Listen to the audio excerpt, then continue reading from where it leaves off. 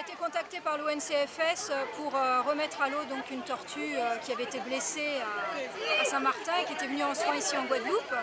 Et c'est vrai que vu les difficultés de renvoyer la tortue à Saint-Martin avec tout le stress que ça pouvait générer pour la tortue, il a été décidé par l'ONCFS de faire une remise à l'eau en Guadeloupe. Et c'est bien que ça se passe à Malandure pour nous parce que ça permet justement à ce que les gamins de Bouillante qui bossent depuis pas mal d'années avec nous là, sur la préservation des tortues marines voient une tortue en vrai, voilà, et puis soient un peu remerciés de tout le travail qu'ils ont fourni pendant toutes ces années. Et puis que ça les motive pour continuer, d'autant plus.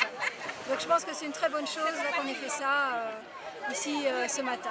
Pour préserver les tortues marines et les habitats, il y a des petites choses à faire, des petites règles.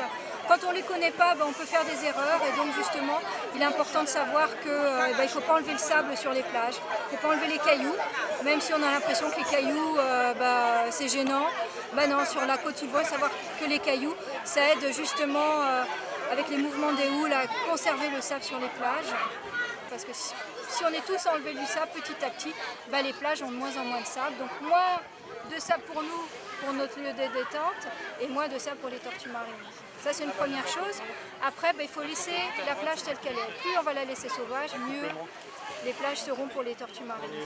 A contrario, rajouter de la végétation, mettre des cocotiers, des arbres sur les plages, c'est pas forcément bon. Il faut savoir qu'une tortue marine, de la même manière, les œufs qui sont à l'intérieur du nid, suivant la chaleur du nid, on va avoir plus ou moins de mâles ou de femelles. Donc si on change la chaleur du sable, on va avoir un impact sur le sexe des tortues qui vont naître. Voilà.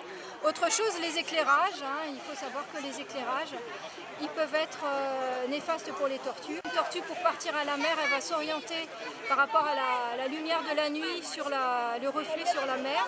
Et quand il y a des éclairages en arrière-plage, les tortues vont avoir tendance à aller vers les éclairages agressifs.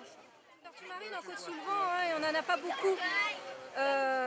Surtout sur les sites de ponte, il faut savoir qu'on suit les tortues marines à peu près depuis 92-95 et on a à peu près une dizaine de tortues maximum qui viennent chaque année. Et ces tortues en plus, on se rend compte que toutes celles qu'on a baguées il y a pas mal d'années, c'est des tortues qui reviennent, on retombe toujours sur les mêmes animaux. Donc on a un cheptel qui est vraiment très très faible et donc c'est pour cette raison qu'il faut faire d'autant plus attention.